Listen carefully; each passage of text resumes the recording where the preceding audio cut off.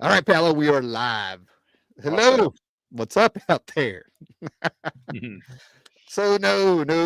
This is, I guess, on this channel. This is kind of a bit of a reunion. It's that is Paulo you're seeing, our Yeah. international man of mystery, international man of comics. How are Yes. you doing today? Oh, I am excited uh, about to talk about comics because I always wait for I always wait for Friday to have our show with Jared and Wilson, and during the week I troll through all of the live streams that I can just to leave some comments. Nice. All right, so Paulo, you're talking about Cavern of Chaos. Hmm. That show is about 5 years old. I remember. What was I talking about? I was talking about the comic book experience of Watchmen down here in Virginia with no comic book shops or something like. Oh, are we still there? Yeah, okay. Yeah, yeah. And I remember something about Jared got online or in my comments or something talking about how everybody knew Watchmen was a hit, and he was up in New York in an actual comic book shop in the same city that was putting out Watchmen. And I remember that's how Cavern of Chaos came out during the pandemic. And then it bounced around my channel, his channel, and now it's you and Jared on Mhm. Friday nights, right around 6 p.m. Eastern. So make Exactly. sure you're subscribed to Paolo. Say, make sure you're subscribed to Jared Osborne. Just put in Cavern of Chaos, Mhm. and You know and that he's still doing your numbering point something. they are numbered. Yeah, I Friday nights I get home between 5 and 7:30. Back in the pandemic days when I started that stuff, we were isolated to our offices, and I left work at 4:30 every day, like clockwork, and there was nowhere to go, so it was not a problem to be have everything set up by 6. Um, Cavern of Chaos, the name actually came from a Michael Moorcock. God, was it the second book or the first book? Anyway, it's the actual cave that Elric found Stormbringer in. You know, so that's the Cavern of Chaos is what that was called. And if I remember right, the cavern was it was still rock, but it was kind of organic. The door shrunk behind you. You were kind of stuck in there. It almost sounded like a sphinxter muscle when you read the book. You know, Mhm. so John is here, and we'll jump right in here. And be like John, make sure you're subscribed, hit the bell, let's leave some comments, share the video. I didn't realize Cavern of Chaos was still going. I'll have to check it out again. That's why we do these things, John, to Mhm. keep it going and stuff. Yeah, we should all talk more. Nice. Okay. Well, considering the show is 5 years old, I'm really curious to know if there's people who watched it if they've consistently watched it over the years. It had its regulars, on Yeah, both. and we still have regulars. I don't think they're the same regulars, but we do have a group of people who show up every Friday and on both of our channels and comment. Nice. So, Paolo, you came up with the topic, and I think I can kind of keep up with it and stuff. But Mhm. once you put out your topic there, we can take topics, man. If you guys want to leave questions there, I'll throw that every now and then. Mhm. Put them in the comments. But what topic you came out with? Because I kind of dug it. Yeah, so now that I'm out of the Marvel and DC bandwagon, um, and I've noticed that there aren't any breakaway hits. Hmm. I don't think that I think that the industry is still too focused on the wrong things and too spread out, and we don't have something that we can all rally around and that we can all follow and that we can try to convince people that this is the best thing ever. So we're kind of fragmented, all reading our own stuff, and we do try to tell everybody about the things that we like, but Yeah, there isn't anything that's that's the usually they call it the new Watchmen. We don't yeah, have anything coming up, and besides, we have a lot of the publishers are going with the 25 covers gimmicks, and I yeah. guess that pushes back some people who might want to try a book. Well, Um, Yeah. I kind of feel like we've got the opposite of the 90s. In the 90s, we had a glut of books. Everybody was trying to put something out. There were no streaming services to try to pitch a story idea to. Not barely any comic book movies coming out, even though we had like The Crow and Dick Tracy and Batman and straight to video Punishers and David Hasselhoff as Nick Fury on TV and stuff like that, right? And and Paolo, I don't know if you remember the way I'm steering this. We've actually had this conversation before. It's been talked about. And my main source of getting feedback is now kind of like little Facebook groups here and there, Mhm. But a lot of people are starting to realize that there's not a lot of what they're looking for is something juicy and creative. I think what you're saying is we don't have our event books that are Yeah. like you don't know what's happening. Yeah. People are still talking about Dark Phoenix. They are still talking about Watchmen and Dark Knight Returns. They're still talking about Todd McFarlane, Spider-Man, and Venom. And what I've noticed is Ronin, Frank Miller's Ronin, that actually bombed back in the day. There's people discovering that in V for Vendetta right before James Gunn said there's going to be a TV show. I saw V for Vendetta getting talked about like by these kids again and stuff, right? Yeah. And on Facebook, at least from what I'm seeing, they're finding a lot of stuff to read and discover from comic book ads. They're seeing ads for things like the first Booster Gold and Tim Truman's Scout, David Muzzicelli's and Frank Miller's Year One, and they're asking questions. So the younger kids that I'm seeing that are getting into comics are seeing these old ads and stuff or finding Mhm. them somewhere. I'm actually part of a comic book ad group, Yeah. and that seems to be the thing. And you're absolutely right. What I'll throw out is the newest. I don't know what to say. The most current books that I'm seeing that people wish they would go back to is John Hickman's Krakatoa era that everybody was bitching about. They Mhm. loved it when it started, and then it kept going on. And everybody was like, "Just kill this." And that's the most current book I'm seeing people want to go back to is that Krakatoa era. Yeah. Am I in the ballpark with what you were thinking about? Yeah, but yeah, a bit. I think Marvel and DC they have been doing event after event, but they're not focused on anything. So by Yeah, the time issue number one of the event comes out, they're already pitching the next one that comes out in 3 months. yeah. So I saw this people don't going have the back. time to enjoy what they're Yeah, reading. they don't let anything breathe. Mhm. They're overbooking it. It's really coming up on as a money grab. I've been seeing this since Bendis came on Avengers Disassembled. I can't remember. I don't know if it was House of M going. I can't believe we're going back. I'm going back 20 some odd years now, but I remember seeing. I don't know if it was Civil War. Something was ending. They were still in the middle of a company crossover, and in the middle of it, they were already telling you Siege was coming, and I think that's one Yeah. where Asgard was coming down to Earth or something. They were Mhm. already advertising next year's crossover event, and then all of a sudden they were retconning their own stuff to where nothing mattered. Nothing really came out of these events. Everything was status quo by the time the next event popped up.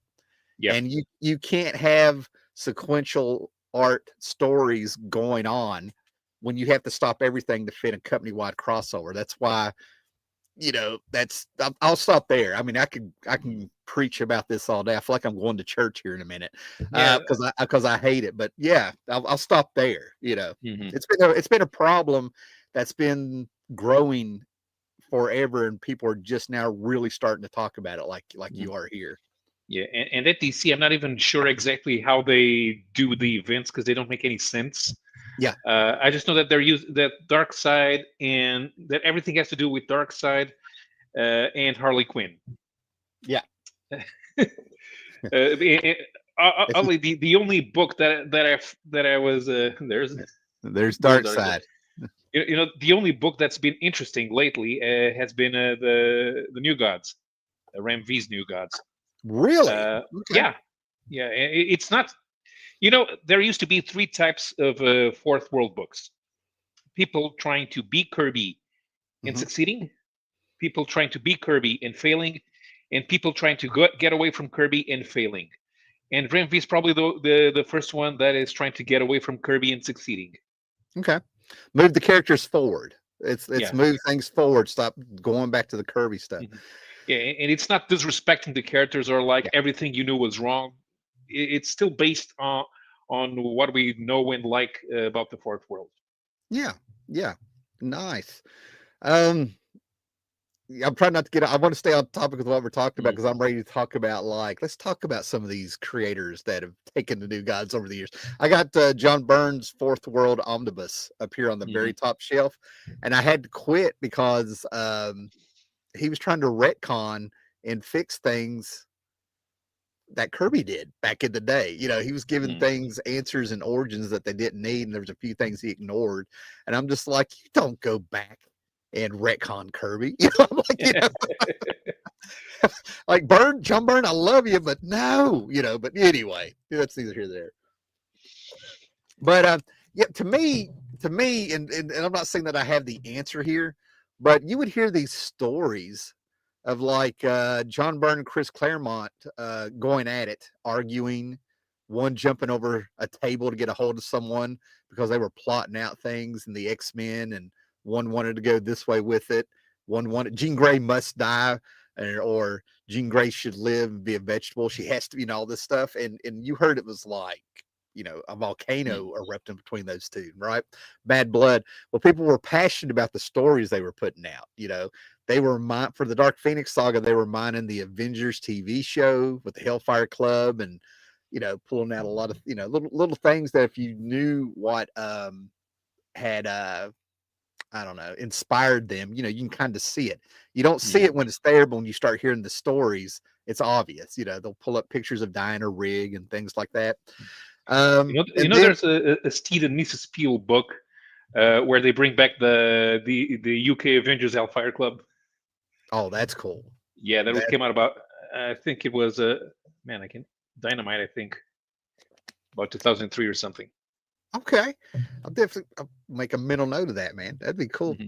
But what I'm getting at is I kind of think that you know these people, Jeanette Kahn. Well, here we go. Here's how I can say it. Jeanette Kahn came over and took over DC, and she did two things. She understood the business side, but she also understood that this is art and these are creators, and we're paying them to create. And that's how you were able to get Alan Moore doing his thing. And that's how you were able to get Neil Gaiman doing his thing. And that's how, you know what I mean? People were, and comics were actually moving forward and kind of expanding within story, and they weren't really retconning a lot of stuff. If they did it in story. Alan Moore did it with Swamp Thing in story. They changed the Atom into I've got it on my wall, Sword of the Atom, but they did that in story. They took him from being a superhero that could shrink because of a white dwarf star and stuff, and they stuck him in the middle of a jungle and made him an Edgar Rice Burroughs character in story. You know what I mean? He walked Yeah. outside and caught his wife kissing a guy in their driveway while it was raining in a car. Things like that. You know what I mean? So Hmm. people were like creative, and I think they were challenged and stuff. And I think that's how it felt like as readers. So I think that's what's gone. When those Image guys, I just said this to somebody on Facebook that was I can't think of his name. He's kind of getting big with his reels and stuff like that. But he was starting to notice it and he was hitting it. But he was like, who are the superstars now and things like that in there. When Image, those guys from Image left Marvel and said that we're not going to work for you anymore. And then they also went to DC offices so Todd McFarlane could tell them, we ain't working for you either. We're doing Image and things like that. That's when Marvel actually came out and said, we will not be making any more superstars. They won't let anybody be superstars. You've had Bendis, you know what I mean, who was doing all sorts of things. I heard somebody told me he did over 100 issues of Avengers. And I'm like, well, the way he Yeah. writes, more like 30. Uh, yeah. I've mentioned it here and there that I have all of Bendis's Avengers, and I don't remember a single thing that happens in them. Yeah. Yeah. The guy can write. I always kind of bounce it off. His powers, at least the first 2 or 3 volumes, were fantastic. He can write crime and cops and things like that, right? But his superhero stuff, I don't think he's ever read superheroes. That's why he gets by. That's why he did Disassembled. That's why he said the scrolls were hitting. Um, when I don't know if people remember, but when business came on, people were actually saying, what about continuity here, guys? This isn't right." So their answer was, Well, the scrolls have been around Marvel for a while. If characters aren't acting right, it's because maybe they're a scroll, wink and nod. You know, this is the Yeah. lengths they went to abandon continuity. And thanks to the internet and kind of breaking down that, we can see behind the curtain now, thanks to Twitter and stuff. I've seen many people come out and say, even Marvel Wolfman a little bit, a bunch of them come out and said they hate continuity. That's they Yeah. just hate it. It's keeping them from telling other stories. Well, they've abandoned continuity, and now we're sitting here talking in 2025 saying where are the stories. You know what I mean? Like, Yeah. Hmm. to me, this sounds like you just wanted your job to be a little bit easier. But I think that's another problem. There's people working in comics that have never read these comics. I'm fine with somebody who's, Stephen King dabbled in comics here and there. You know what I mean? Like, Hmm. he did his thing. He was inspired by EC Comics and the Ramones and whatever he did in the 60s and stuff.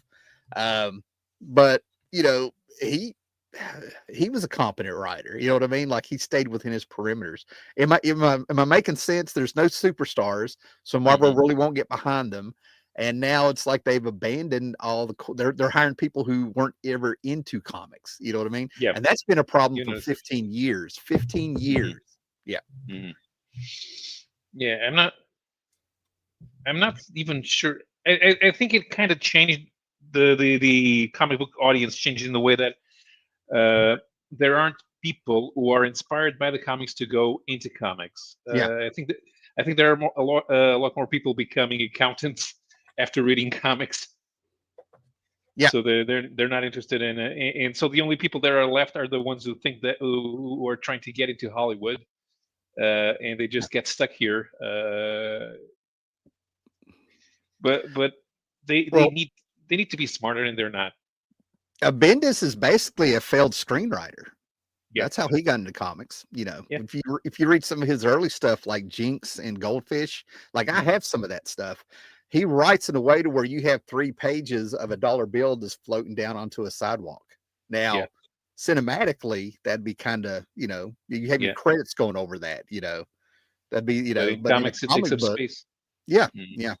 And that's in the decompression of it. People, I remember YouTube here when I would talk about Squadron Supreme, you would have people who were maybe 22, 23 in 2012, we'll say. They got they were able to find the first issue of Squadron Supreme from 1985 by Mark Grunwald, and they could not believe all the reading they had to do, how it was packed and full. I've seen people over the years, I'm not going to mention their names. I still kind of talk to one of the guys on it was C. Woodward. I was on a show with C. Mhm. Woodward and a bunch of guys, and they were all attacking Crisis on Infinite Earths. And I had to be the guy to be like, whoa, slow down. You can't read that all the way through. That was written at a time to where you bought one comic book and that lasted you a month. You had to Right. you were able Yeah. to reread it. Mhm. And you could just tell they were all overwhelmed by what they were reading. So Mhm. the trade mentality has also caused a problem. We need to Yeah. write a story to where it's going to be this many issues so we can put it in one of these. Mhm. Yeah. I didn't know I was going to have so much to say there. I'm going to have to slow down, Paolo. I'm going to have to No. sprinkle this out, salt Yeah. this No. out. Yeah. No problem. Yeah. You kind of do. You do notice that, and while I think that the format should change to something should have changed long ago to something that needs to be in bookstores, especially now that we Yeah. lost the newsstand. We lost newsstands in general, not just Yeah. comics have been in newsstands, so they Yeah. need to be somewhere. And the idea that the comic shop is a ghetto is also kind of true. And like when you go into a ghetto and you don't know how to survive there, people come from outside to the comic shop and they don't know how to survive there. So Yeah. so we kind of lose them. And another thing that because Jared has mentioned several times that how many comics do the average comic book buyer buy every year, uh, and it was something that Marvel had done during the day of the newsstand. Hmm. So and they figured out that the average comic book buyer bought 5 comics a year. Not 5 titles, 5 comics, 5 individual comic books. What? Yeah. There was a time all the way up until I'm going to say the mid '90s. To be fair, like I'm going to reserve my right to correct myself. You know what I mean?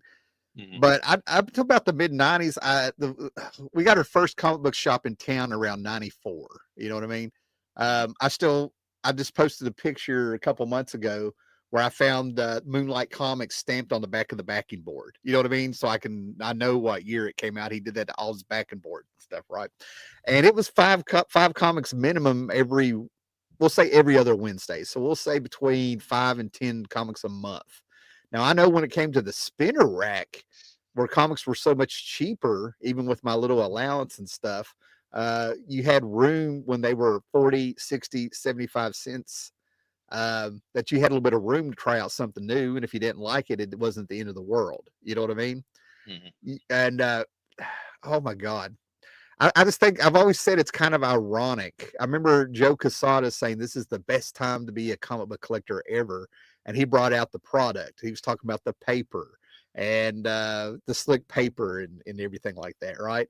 I just think it's ironic that I really do think we had, and I don't want to say completely, I'm not talking absolute, but I think overall comics were a bit more fun and better quality enjoyment when they were on cheap newsprint that struggled with coloring. You know what I mean? Yeah. Then when they finally had better paper, supposedly, and things like that, they're back to having cheap paper. I don't know if Yeah. people realize it, but you can pick up a comic that's all shining, hold it up, not even to the light, and you'll see the next page on the Hmm. other side. You know, And so and prices haven't gone down.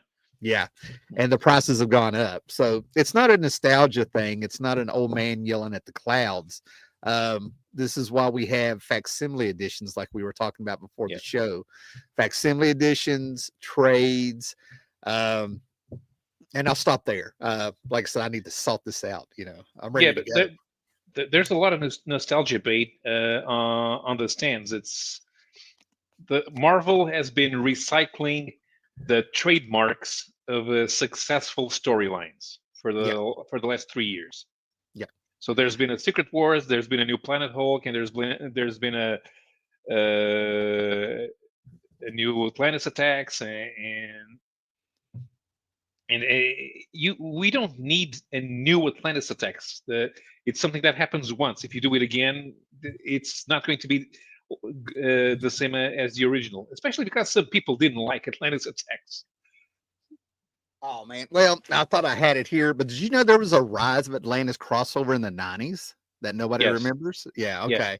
And because that, it's so badly marketed that one of the books that was supposedly part of the crossover didn't mention the events on the other comics at all, nor was there something on the cover. man, let's take a second here. Victor Shade is here. He says 5 comics a year seems low. It seems to you because you're a comic book fan. Mhm. It's how do normal people buy music and how do music lovers buy music? Yeah. I wonder if cosmicology, if that's still a thing. I wonder if the idea of getting your comics online on your tablet and whatever you're looking at, and I sound like an old man here, but yeah, my wife has a Kindle that I got her off of Amazon and stuff for Christmas, and that's the biggest way she reads books now. I wonder if that's counting those. Are we talking about physical copies or comics in general and stuff? I'd be interested in like hearing more about that. I got a cat on me here, and John says he enjoyed Sword of the Atom. I dug it. Yeah, it's still one of my favorites. All right. But But yeah, I'm not going to dispute that there's people that buy 5 comics a year, but yeah, I'm but kind of the, wondering why. I think there's a reason. okay, so back in the newsstand days, anyone could buy a comic. Yeah. It's just that they didn't feel the need to come back next month. Ah, And if you force them to spend another dollar back when the comics were a dollar, but comics were a dollar in 1986, and in 1986 you could do other stuff with that dollar. They wouldn't feel the need to go back next month for another installment and spend another dollar, and then the other month for another dollar, and you get to the end of the year and you have a stack of paper this size which you spend $12 on, which was good to fill up the gas tank four times in Yeah. 1986. Yeah. So Yeah. it's not a good investment for people who just want to read something every once in a while.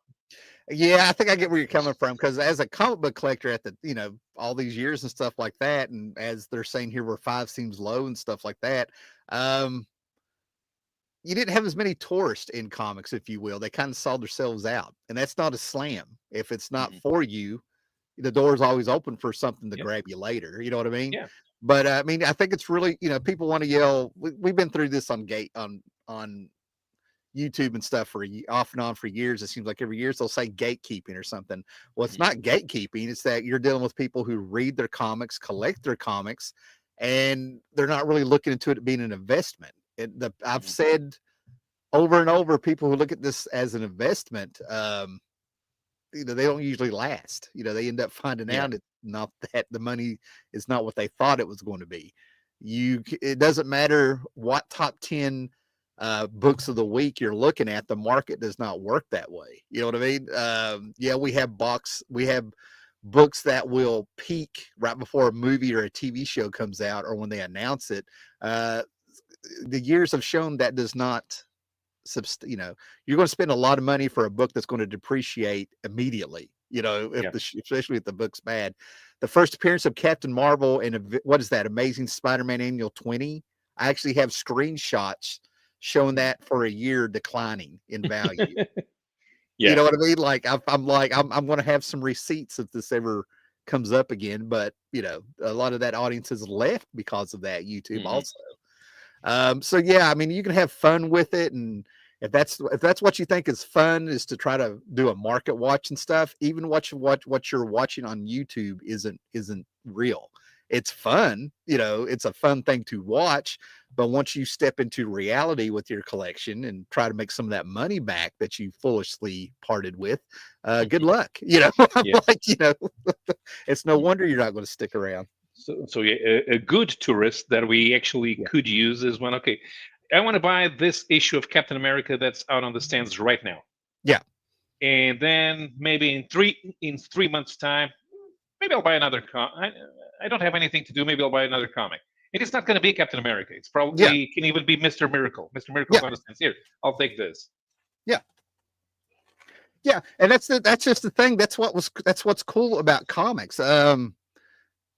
It's kind of like some of the first cosplayers I saw when that still took a lot of nerve. Hmm. That stuff is so popular now.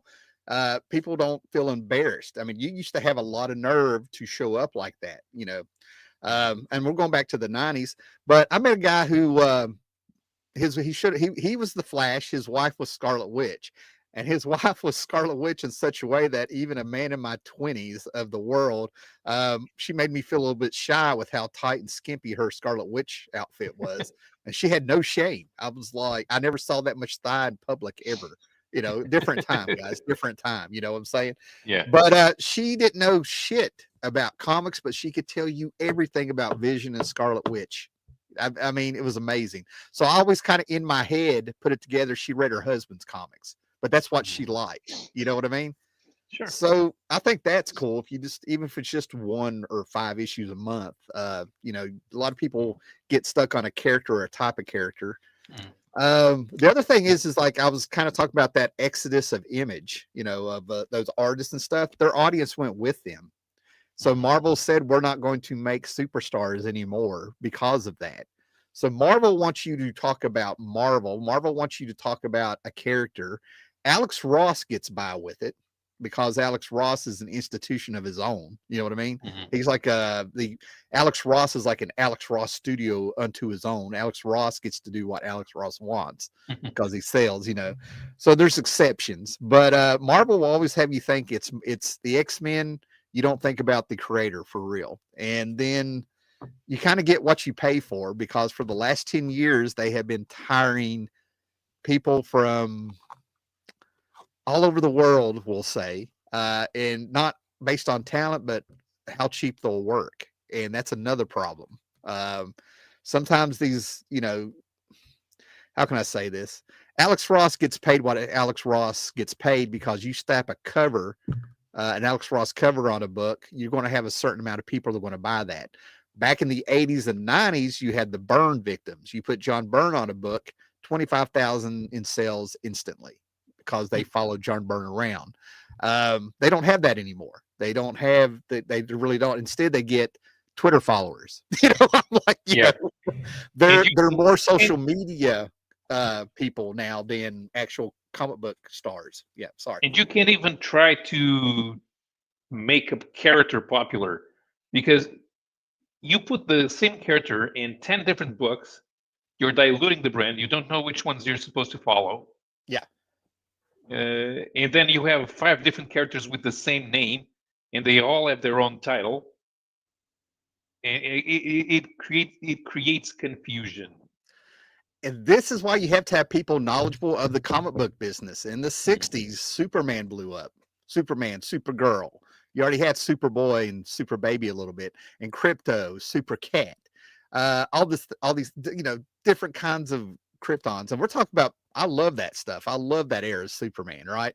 But what happened? 1985, they tried to fix it and, they had Cross Infinite Earths, killed Supergirl, you know, had Alan Moore write Man of the Whatever Happened to the Man of Tomorrow. We saw the death of Crypto. You know what I mean? We got closure with it Mhm. at least. And then when Byrne came on, they were like, we'll take it down to brass tacks. He was supposed to be the only Kryptonian. They brought back Supergirl as I like how they brought back Supergirl. People don't remember that he actually used continuity. Lex Luthor was in the same town as Superboy in Smallville, Mhm. and he actually created a life form in his little building, right? Well, something caught on fire in his little lab, so Superboy came down and he blew the fire out, killed the life form, and the fumes made Lex Luthor go bald. So when John Byrne brought it back, well, Superboy didn't really exist in this little alternate timeline, we'll call it, pocket universe, and he was able to grow that life form into the Matrix, which became Supergirl, right? Mhm. Now, that's another thing that's missing. These people, John Byrne, as clunky as that is, and as hard as that was to track just by me saying it, at least John Byrne knew comics. When Grant Morrison did his Batman for years and years, he went back and read Batman comics going back to the 50s so he could bring stuff in and put it into continuity.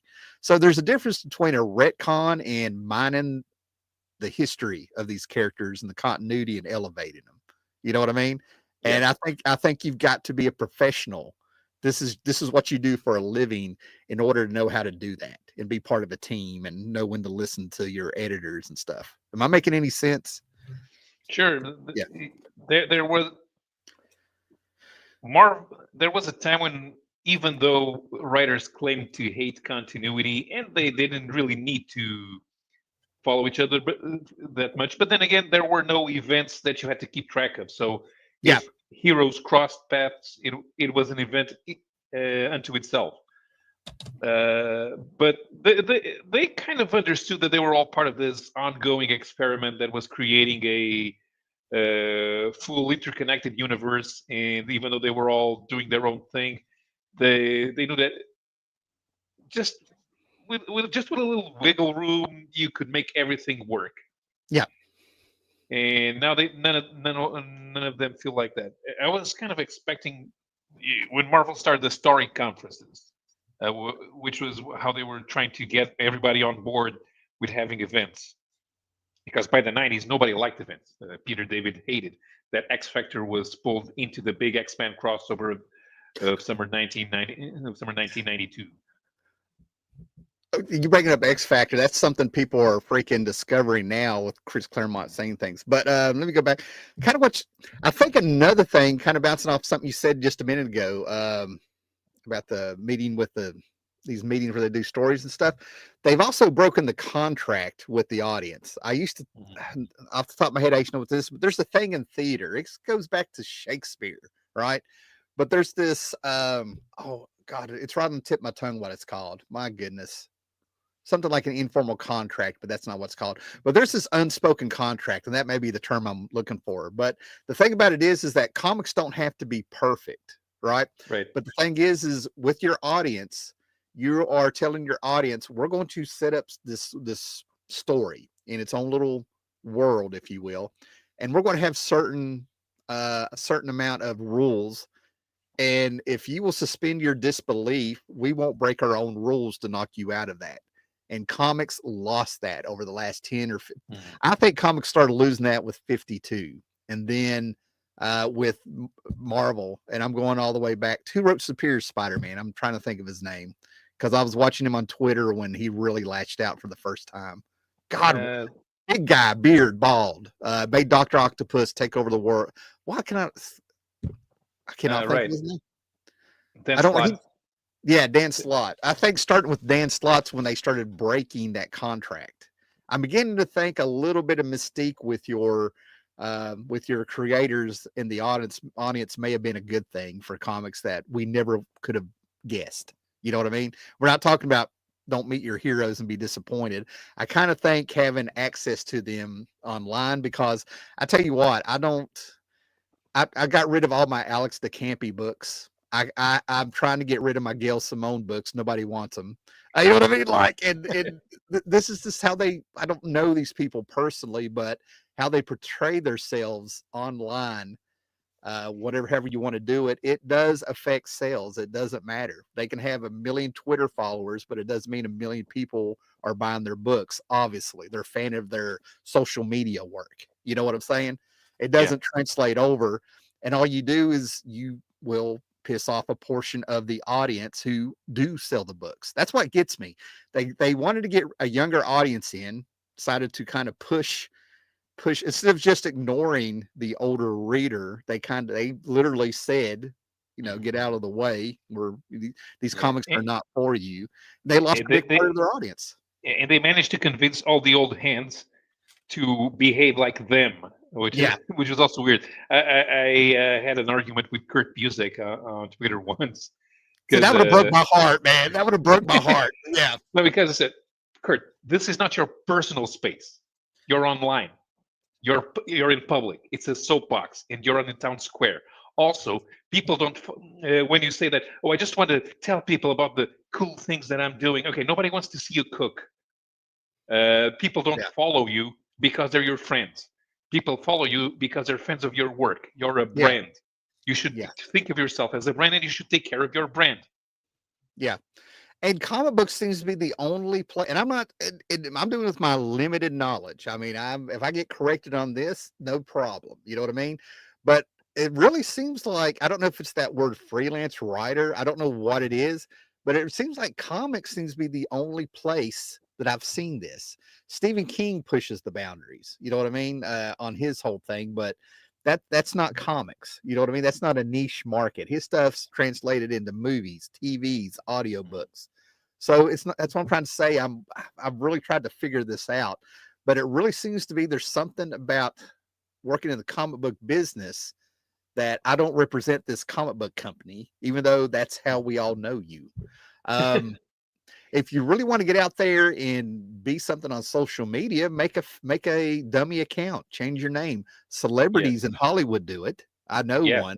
You know, I For don't know sure. them personally, but they gave me a heads up and gave me proof on. I think it was. Well, I'm not going to say anymore, but yeah, I actually have someone I'm on my friends list that is a Hollywood celebrity.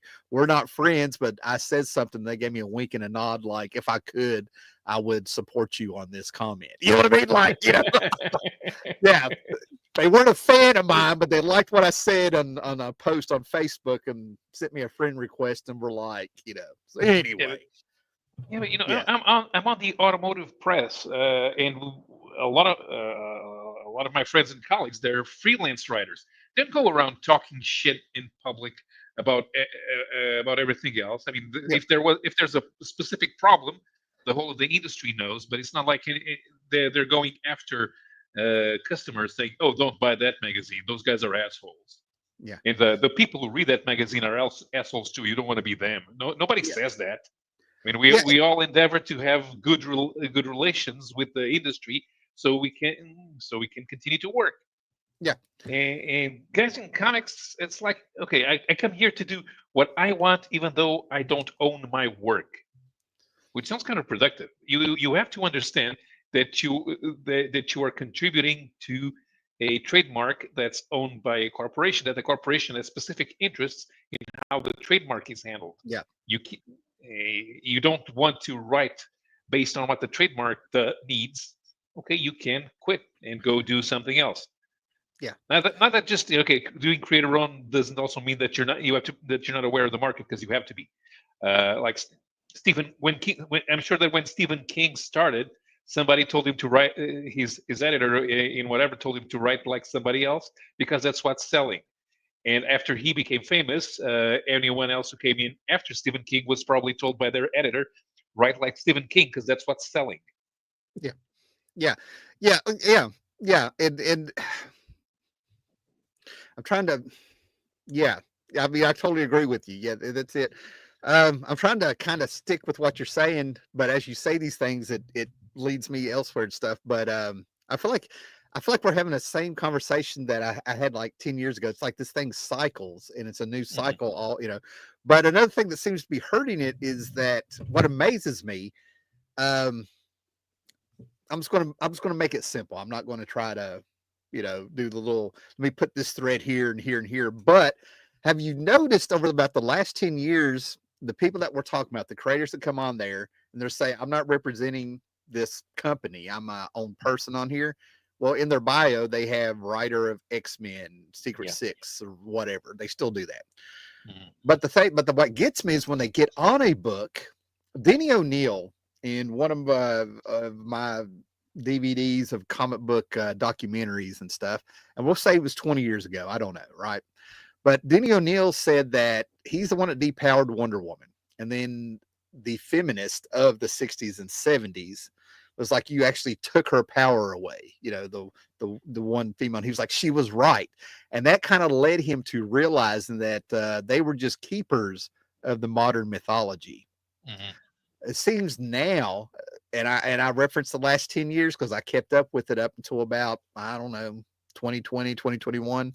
And that was about the time I just have, I don't think I'll be surprised if I have any modern Marvel books, but after that, is that they act like it's theirs, their babies, they own Mhm. it. And there used to be a thing, let's leave. I want to mess with this character, but I'm going to try to either leave it like I found it or maybe a little improved as they went on.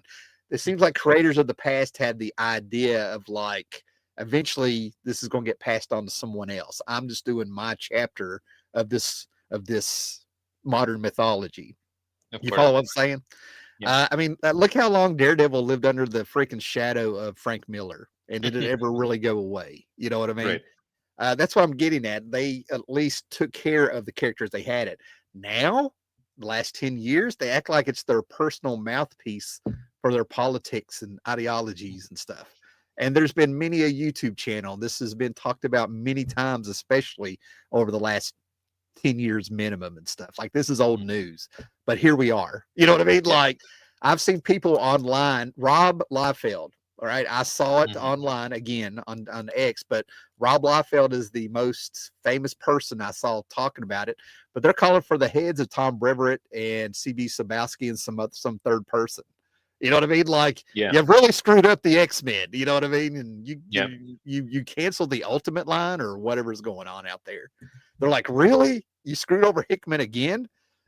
So yeah, I mean, it's like this has been going on forever. It kind of feels like it's finally kind of coming to a head. Mhm.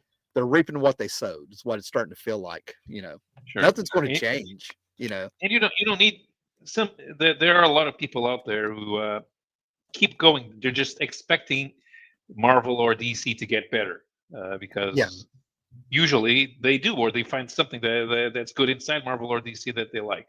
yeah, I think quality overall has dipped beyond fixing. But you can quit Marvel and DC and read something else. It's yeah, just that we don't have um, a way to push something onto the forefront of the industry and say this is what you need to read because this is the best comic out there. We're all very limited on in our reach. The ones who are who have who are less limited on their reach, they get more views out of being negative, mm-hmm, and instead of finding something that's worth talking about. Well, you touched on something there that I totally believe. Modern comics now, and they are of a lower quality. Mhm. I'm not saying there aren't some diamonds out there. That's not what I'm saying. There's some good stuff out there. People are loving stuff like these monsters covers and stuff like that. But I never hear anything about the story and stuff, right? But the biggest enemy of modern comics is their history, right? The thing Mhm. about print is that it doesn't disappear. You can hold up quality stuff. You know what I mean? To say like, if you don't like modern comics, you can find a used copy of this for $10 and then decide if you want to track it down. Leave Extraordinary Gentlemen. Trades after trade after trade is what we were talking about. And that goes back to after telling the old men to get out of the way. What was I telling you about this 13th dimension news site for comics? I think I have on Facebook, and I'm assuming they're their own website.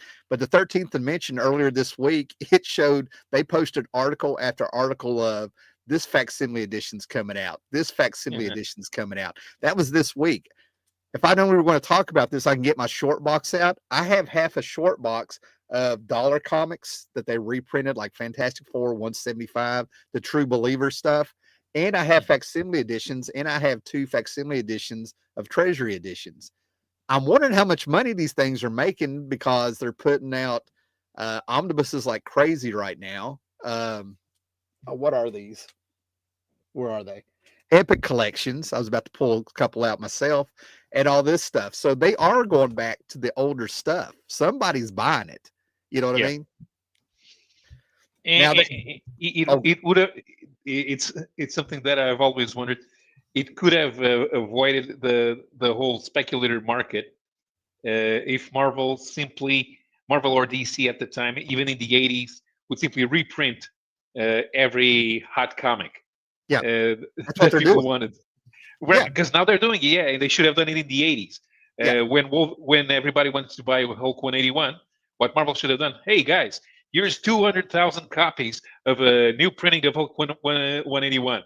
The people the people who just wanted to read the comic would have it in their collections, and they wouldn't care if the comic was going to reach $100 or not. I think well, I don't know if it was me or we, but we just had a few people drop out. I think we hit a nerve. But anyway, I'm like, that's how I gauge what's going on. Nothing pisses off people like the truth. But anyway, that's how you know you're telling the truth. But did I ever tell you about Marty Nodell? I think it's his name, the creator of Hmm. the Golden Age Green Lantern. Yeah, I yeah. didn't meet him, but I sat in on a panel at Heroes Con. We're Hmm. going to go with somewhere between 1999 and 2001. I don't remember, right? But he was on a panel with some dude who inked Sonic the Hedgehog and Dick Giordano and Marty Dodell. I'm positive it was Marty. It was a Golden Age guy. Hmm. And I was like wondering why the hell is the inker for Sonic the Hedgehog up here? Because he was talking like he was buddies with him and saying things like he had catchphrases like, well, this guy was as late as Neil Adams. He made Neil Adams look early. He was so late. And I'm like, who the fuck is this guy? Anyway, Marty Nodell was talking about how comics in the 40s, he's like, I hated drawing in those little panels. Give me a cover. I love the cover. And this is like, you understand, he was elderly. And he got up there and then he just kind of drifted off a little bit to tell the story of how, and then here's how I figured out how they fired me. And he looks at Dick Giordano and I'm like, does he think Dick was there in 1940? I'm like, I'm like, but anyway, he said that he kind of went in there and they were like, you know what? Take a vacation. Why don't you just take a vacation? Go to Europe and stuff, right? Well, he ended up doing it, and apparently it cost nothing in the 40s to travel like that. And he said that he remembers he was passing by the Statue of Liberty to go to Europe when he went, wait a minute, they fired me. He figured out he was fired by telling him to go on vacation. He didn't put it together. And then he did it. He dropped the bomb on him. He was like, you guys coming here to this convention like this and spending all these money on these books makes no sense. They've got all the artwork and all the prints and stuff. They can just remake them, just Yeah. print them out again. And Dick Giordano was like, whoa, whoa. And they changed the subject. Everybody flipped out. Marty Nodell called it out at the turn of the century, people. Yeah. I'm like, He's like, it makes no sense to me. Why are you wasting all the money? You know, just, Now, some of these facsimile editions and epic lines I do want to put out there for full disclosure. Um, they do have to reprint certain, they have to put characters, they have to put their characters in print. Uh, I don't know if it's 15 years. I used to know the number because it was in a Wizard magazine or something, but they do have to print a character every so It, often. They lose it's the rights. it's the name. It's the name. Yeah. That's why they invented Monica That's why they invented Monica Rambeau. So that they would have a Captain Marvel, even if the other one was dead. They don't Yeah. lose the copyright to Marvel, Yeah. but they need to have a Captain Marvel. Doesn't matter what it is. Uh, from what I remember, it's 5 years that you. But if you don't use the brand for 6 months and somebody else squats on it, possession is 9/10 of the law. Oh, yeah. There we go. Those publishing rights, man. Yep. Mm-hmm. We had Eric Breen here. I wish I'd seen that sooner. Mr. Breen, Dan Slott. I actually was on Twitter when Dan Slott was live, real time, whatever you want to call it back in the day.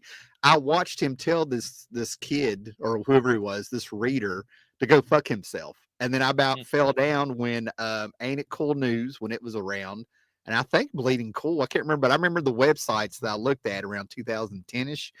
I about fell down when it, like, the next day it made the news on those sites. I was like, oh my God, And Dan Slott, he creeped on my Twitter and a lot of other people's. He would say things like, well, considering your Twitter page, I'm surprised you had anything to say. It's one of the reasons I got rid of my first Twitter page. Yeah. Ate my lunch money. What is that? Did I miss a joke or is that a YouTube channel? No, I think he was talking about Dan Slott. Yeah. Okay. I got you. And Vic Shade, the facsimile editions are pure nostalgia grabs. The treasure editions are nice because they're hard to get in good condition for a reasonable price. Yeah, I absolutely dig those. Like I said, I bought, God, what was it, 2 of the Batman, and I actually have one of them. I have no problem. My thing is I have no problem with these things coming out. But I think, Paulo, you said they should have done it sooner. You know what I'm saying? Is that what you're? Yeah, I think they should have done it sooner. Yeah. But to me, it's the timing. Is after telling all of us to go on whatever it was 8-9 years ago. Now it seems like there's quite the market for this stuff. I'm convinced if we could still diamond, the distributing is so scattered on comics and stuff. I would love to see actual numbers somehow. What's outselling what, And I'm kind of wondering, there's got to be a big chunk of this nostalgia stuff that's getting people, I mean, but my God. they kind of did it back in the 80s, but they didn't do it right because they knew they had the market. Because you remember in the 70s, they had Marvel Tales and they had Marvel Superheroes and Marvel Triple Action. But in the 80s, only Marvel Tales was still being published on the reprint magazines. But they put out all of those special editions, like with the X-Men with the X-Men special edition with the Neil Adams stuff, and the Captain Marvel special edition with the Jim Starlin stuff. And they did one Hulk and Wolverine special edition, which is just a one shot because it fit in a 48-page comic. They knew that they could keep those comics in print for any potential collector just to have a complete run, because they wouldn't have cared that it was a reprint. But they didn't. Yeah. Well, I wonder if they knew what they were doing. Jim Shooter understood the collector's market. He proved that with Valiant Comics, low print runs. You know what I mean? Spread out he built up a crossover before they had one, and it's in all the books actually played into the crossover instead of shoehorning themselves in. You know what I mean? Like, he got it, collectible comics. This one, here's this, here's that.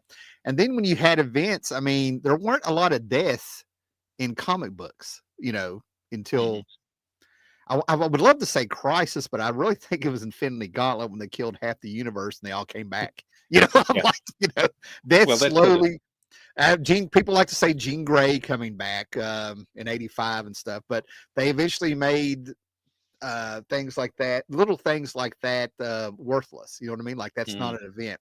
And as somebody who grew up with one of the coolest things I saw personally was when I saw the Justice League crossover with the All Star Squadron, because you didn't see that a lot. And then we had Crisis, and then Legends, and then Millennium Stank, and then we had uh, oh my god, Invasion, and then we had the Mutant Massacre and Inferno, which I have. You know what I mean?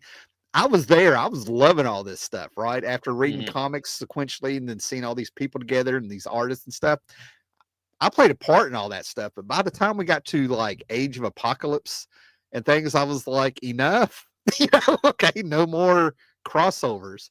So I kind of think that the going back again with what we were saying with Avengers Disassembled and Siege, and first it was like more Marvel DC, and now we're like it's more Marvel, the cash grabs. To me, it's starting to be a lot sound like desperation.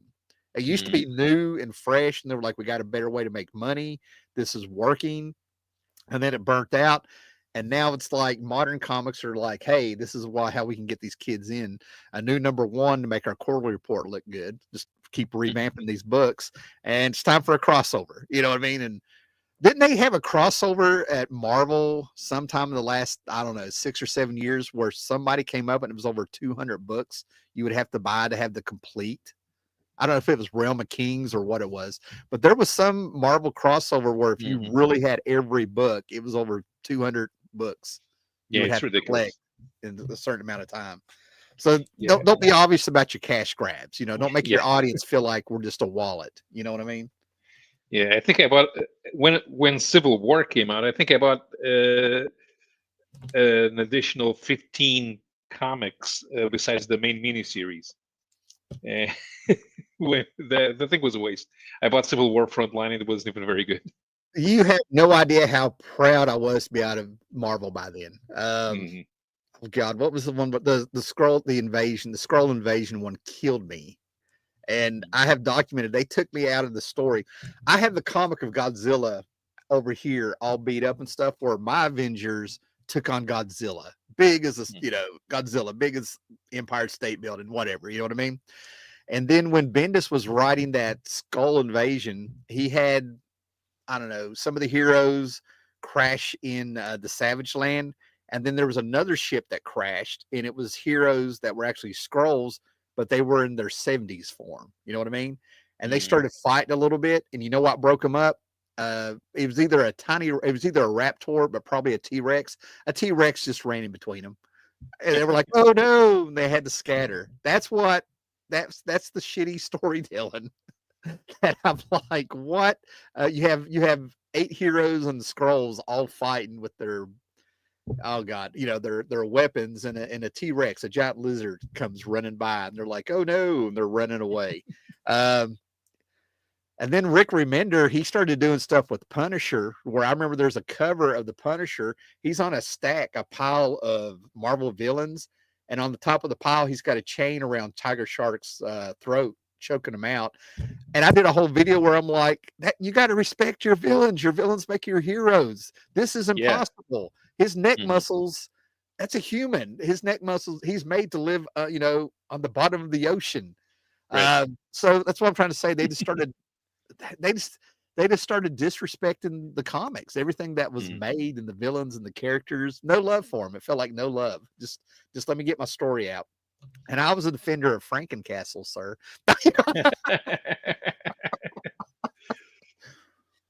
Yeah.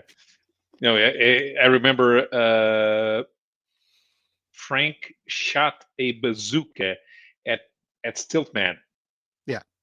He died. Of course, it was Stiltman, but you shouldn't shoot a bazooka at a villain.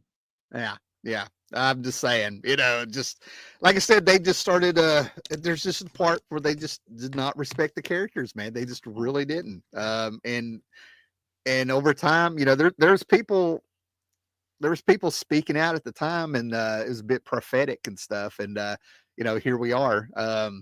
I'm just kind of what I've been seeing in real life, and I've talked about this a little bit. Is I set up over the summer. A friend of mine had a sale going on. There was a flea market, a day where this little town, this little street got turned into a flea market.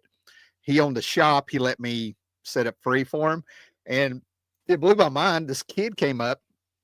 I say kid, but he's probably his early 20s. The comics have gone downhill for so long. There's a generation of people that don't know how far back to go. He is collecting every issue of DC 52, and he was super excited to find my hero, my Dial H for Hero 52 issues. Excited, told me all about it. And I didn't know what to say because I was like, damn, he's legitimately excited about these comics. It's not for me to tell him how shitty the 52 was. It's not for me to say that DC Comics actually apologized for DC 52. I mean, Mhm. he's like, this is my thing, you know. So I'm like, more power to you, man. And I Yeah. think I gave him a good deal. Good deal. You know what I mean? Like, you know, Mhm. I Yeah. could have almost just gave it to him, you know. Yeah, So that reminds me. We used to have a forum for all the Portuguese fans, 25 years ago. And this kid, he was probably 15, came up and we had a discussion. What were the best X-Men storylines ever? And the uh-huh. kid says, "Get the Trial of Gambit." What? That I might was have like been the his that might have been his introduction. Oh no. yeah, For yeah. yeah, I get it. That's definitely a generation. Yeah. My goodness. Wow. Oh, Yeah, but it happens. You can't if you read something and you fall in love with it because of that, it, yeah. it's gonna happen. Well, I try to be real careful, and this video, believe it or not, is few views as it's going to get, and you know, and all that stuff like that. There's always this thing where I end up running people off because they are of an age that these are their comics. You know what I mean? Hmm. Um, I absolutely hated Josh, Zinc Age Comics. You know, he literally gave me the hardcover that he had of Adam Strange by Tom King to Mm. review. And when I knew I was reviewing it, I actually made a few notes. It was nothing but a character assassination. That Yeah. video, that video caused a lot of people to run off. So I run off some of the, I'm assuming, younger people. I didn't know Tom King actually had fans. You know, I'm like, and it makes no sense to me. You know what I mean? But at the Yeah. same time, I still think they should be talked about and the flaws pointed out because what they're doing isn't selling comics. You know, Hmm. Tom King, I've got the receipts, the screenshot. His mom was a CEO at Warner Brothers, and that's how he met Paul Levitz and got an internship there before he went to the CIA to work.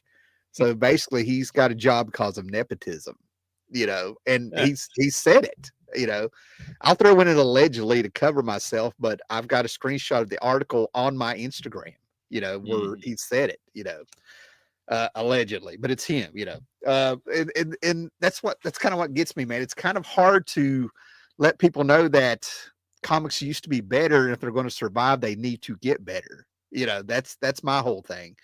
Um, and that's kind of hard to balance out because people are like, I want something now. I want it magical and stuff, and they're lacking. You know what I mean? We didn't even realize we had a scene in comics. You walk to the newsstand, you found this pile here. You know, comics felt like they would just pop up anywhere, and a lot of times the comics found you more than you found the comics. I don't know how to explain that to people. You're sick in the hospital. You're getting your appendix took out, or your tonsils out. Somebody brought you comics. You go to the barber shop, there's a couple of comics there on the table. That's what I'm trying to get at. These things, people were like, they would just toss them around and not worry about condition. And I don't want these in my house, or they're like a magazine. They read once, they're not going to read it again. So they were around, you know, easily. Hmm. So comics actually found you. And without the internet and knowing people who read comics and stuff, if you read comics and stuck to it, it's because you liked them. And I think that was another part of it. You know what I mean? The audience that was there wanted to be there and they loved comics. Um, I think it's kind of ironic now people try to build communities, you know, and they're really just helping each other get views so they can get their monetization at 1,000. You know what I mean? Um, so that's what I'm trying to say. Even a little bit of the audience has changed a little bit. Hmm. I don't know if that's contributes to the only way I can see it contribute is that if you buy garbage, they're going to keep making garbage. You see what I'm Yeah, saying? yeah, That's where I'm yeah. trying to get at, and I'm doing it poorly, So, Hmm. but I'm just trying to And, say by supporting these crappy books, they're going to keep making crappy books. and it gets me to pivot back to where I started, which, for example, you have things that are interesting, but they're not getting pushed like they deserve it. And it's like they're bubbling. There are a few people who like them and they talk about them, Okay. and I'm thinking stuff like James Tynion's Geiger universe, Okay. or Daniel Warren Johnson's Transformers, and all the stuff that's around it. Uh, Is Jeff Johns still doing Geiger? I think he's still doing it's Geiger. it's Jeff Johnson. Yeah, it's they have a Red is it Coat. Jeff Johns? Yeah, they kind of have a studio, right? Because Tynion's involved in there as well. Well, that's what I mean. I've got some of the first issues and the first trade and the first Red Coat and stuff, and the art wise and stuff, it's there. You know what I mean? I'm like, this is a comic. It's Jeff Johns writing a little bit more of a decompressed storyline, but he's Hmm. focusing on one character instead of a whole Justice Society or something. You know what I mean? I'm used Hmm. to Jeff Johns doing multiple characters, and this is a single one. It's even different from his Hawkman back in the day. Hmm. So I'll throw that one out as probably comics that are probably worth, if they're still being published regularly, to throw out there. Hmm. Um, I'm like I said, keep going, man. I've just, yeah, Hmm. Yeah, but but pivoting then again to the nostalgia grabs, you notice that there's a new Youngblood, yeah, yeah. and I mean it's Liefeld. It's predictable. It's fun. See, he lost the It's not. he lost the rights for a while, and Yeah, somehow and time has gone by. And he got them back. I don't So think he. I don't think he did. The digital edition still had a platinum logo in the credits page. okay, So I think Scott Mitchell Rosenberg's friend is still in control of that. okay, yeah. And now the '90s are nostalgia. Hmm. And I'm trying to see. I'm seeing people trying to do a movement for '90s nostalgia, and I'm really not going and seeing anywhere with it. I think I don't know. I I had a good time in the '90s. I really did. You know what I mean? Like with comics, I had a good time in the '90s. I had a good time in the '80s, the '70s. It was around 2004 and five that I was sort of like getting disappointed a little bit here and there. It has just kind of snowballed over the years. Um, and I'm trying to think of some of the good stuff. DC, I thought Blackest Night, the greatest, I think the last greatest thing DC did was the Blackest Night crossover and everything that led up to it. They were firing on all cylinders, man. They still had Hmm. Grant Morrison doing Final Crisis. Um, I'm trying to think.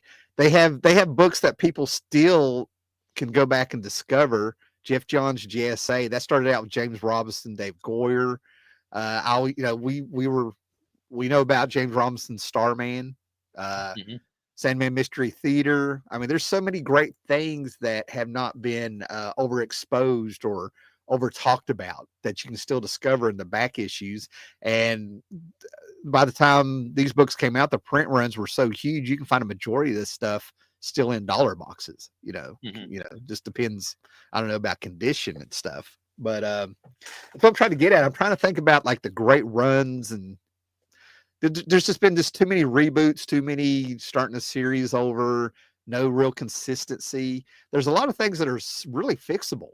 I just don't know why they don't want to go that way with it. It's almost like they don't want to go that way with it, which makes no sense to me. Hmm. And then they're not creating new characters like they used to. That's what was kind of cool. Right. What they're doing is okay. So there's the female Wolverine and the midget Wolverine and the tall Wolverine and the yeah. They're just it's the brain dilution thing. Yeah. Although there are several there actually have been several attempts at creating new characters, and some people just sometimes they don't they just don't aren't that appealing, and they should be. I remember when Marvel put out a new character called a new called Gravity, which was supposed to try to get Spider-Man be the new Spider-Man for a new generation of readers. Gravity was totally not invincible. Just saying. Yeah, He was not Robert Kirkman's Invincible. No way. No way. yeah. Yeah, I Mhm. remember But it, Gravity. but I did Yeah. like the story, especially the way he behaved when he did that Secret Wars riff with Scott Collins art. Yeah. Uh, I like that. I kind of like that. But then again, Blue Marvel, that one that was just terrible. Yeah, now you're taking me back here. Yeah, yeah. Oh man, hold on. Let me. Okay, I knew we were in trouble when I saw a book where and it was because of the movie rights and stuff. But you ended up having the Uncanny Avengers, where they mixed the Avengers and the X-Men like they were a group. Hmm. Then we started seeing a lot of derivative stuff coming out where they were merging characters, acting like that was a new character, like Cosmic Ghost Rider. You know, Hmm. uh, and I'm wow, what the hell? I've gone this far. Seeing Robbie Rodriguez sit there and refer to Spider Gwen as his baby after he sent his asshole, a picture of his asshole to Ethan Van Sciver for all to see. I just, I was like, Spider Gwen, you've just taken two characters. You didn't create either one, and he's referring to it as his baby. That's where I'm starting to get confused with these people. I'm like, it's not original. I felt like I was, and I wasn't alone in the real world, but we were all like really confused. Like, why are these people acting like this is something original? You know what I mean? I'd lived through the amalgamations of the '90s. You know what I mean? Everybody merged their universes in the '90s. Wildstorm did it with Marvel. Marvel and DC did it. Warren Hmm. Ellis did it with the Ultraverse and Marvel. I mean, Yeah. it's the Avengers. I mean, Even the obscure stuff like yeah. Cyblade versus She Battle for the Yeah, Independence. yeah, yeah, and that all was fun. They just weren't acting like it was something it wasn't. You know what I mean? Like, Mhm. hey, we're having some fun here. You know what I mean? But they reached a point where they were getting real derivative, coming up with these characters, and it blows my mind. Spider Gwen it's not as thing as it was, but there was Spider Gwen mania there for quite a while. Is what it felt like. Yeah, and we've had the MC2 Spider Girl before that, and that lasted for a while. So I, yes, yeah. Funnily enough, I just looked at her first appearance to see how much it was worth. That What If 102 or something. I did a what if thing a couple weeks ago where I had my books out and I happened to go through the scrolling around looking at some values and stuff on mm, comicbookrealm.com, and yeah, that's wild you brought her up. May was her May named her, yeah. yeah, Big shade. Some people love that 90s era and I don't get it, but I'm old.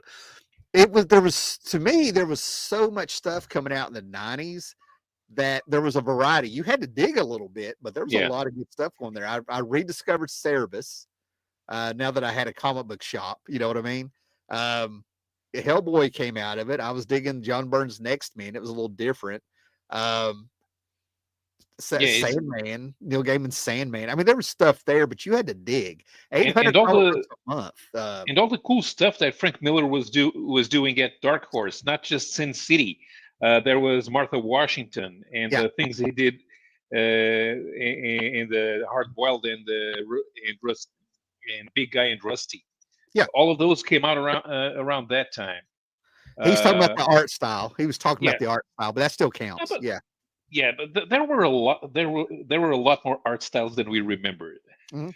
We like to focus on the obvious ones, but there was something for everyone, and you didn't really have to try hard to find it. You just had to know if something was not to your taste, there would be something that was.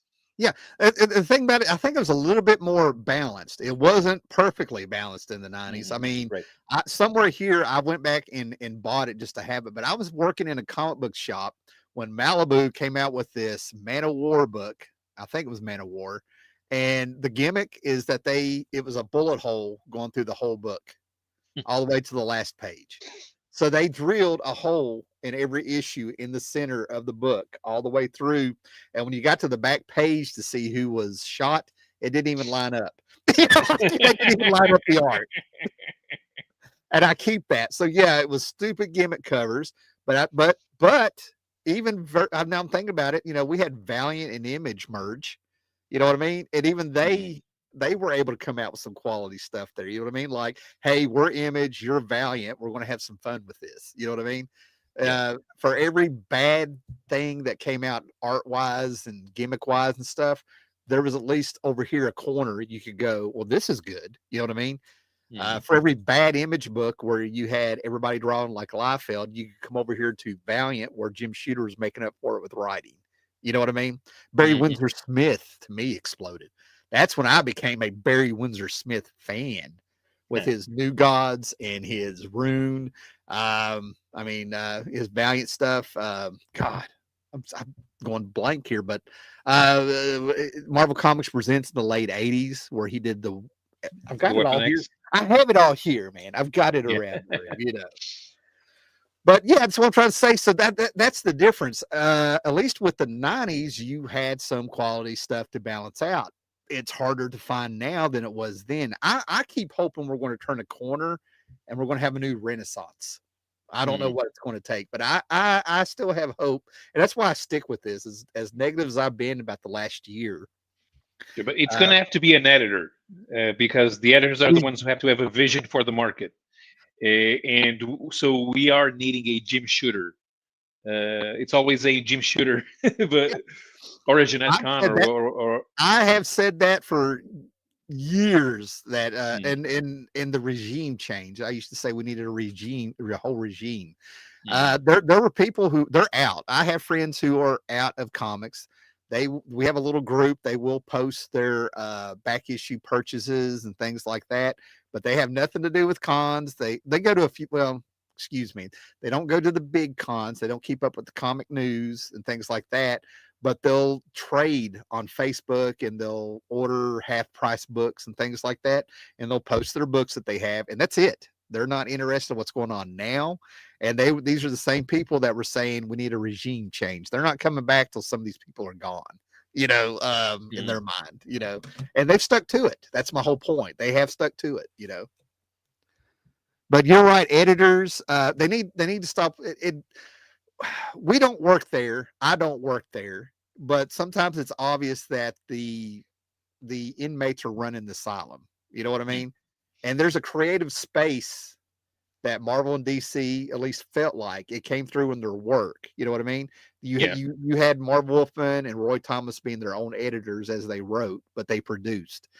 So yeah, you're absolutely right. That it needs to be editors or somebody who comes down and tells these people you are fucking work for hire. These are not your toys, and you Hmm. need to leave them to where somebody else can pick up on them. Grant Morrison, it used to be the worst problem is Grant Morrison would leave a book and somebody'd be like, who the hell can follow that? Animal Man, Doom Patrol. What the hell do you do after that? He comes to Hmm. Marvel, and Marvel had a few shenanigans I found out. And but when he left the X-Men books, they just quietly undid half of what he did, instead of trying to yeah, they didn't Well, let him they they didn't started let on doing him the they started on doing anything related to Magneto the following month.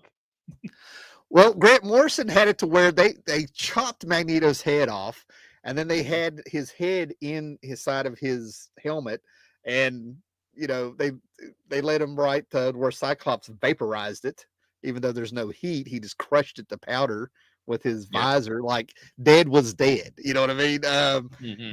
And then all of a sudden, we find out that he was, the the Chinese dude. I can't. Anyway, I'm tearing this up. I'm trying to remember a storyline I read 25 years ago. It feels like, I'm like, Hmm. but I'm just trying to tell you, I can a lot of these comics, even the ones that weren't blowing it out, getting the high sales and stuff. They just had a storytelling that made more sense, and it served the book. If you got an X-Men book, it was going to be about the X-Men, for example, and we can recall stories we read 20 years ago, not out of nostalgia, but because you know we're kind of missing having something now to where it had that storytelling to it. We knew what we were in for when we opened up a book.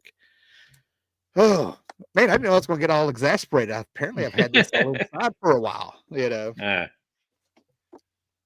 Yeah. that's good. I wish we had. any way to convey to the powers that be what we actually want. Although everybody wants something done their specific way, but there has to be a way to direct the market where it's supposed to be. But yeah, we are missing a leader, somebody who says we're going to do this thing. Someone that leaves all of the other editors in all of the other companies shaking in their boots. Unless there's a big culture change at some point, I'm willing to die on the hill saying that the change is going to have to come from inside and from high above, right? Mm-hmm. Because they adopted the mantra.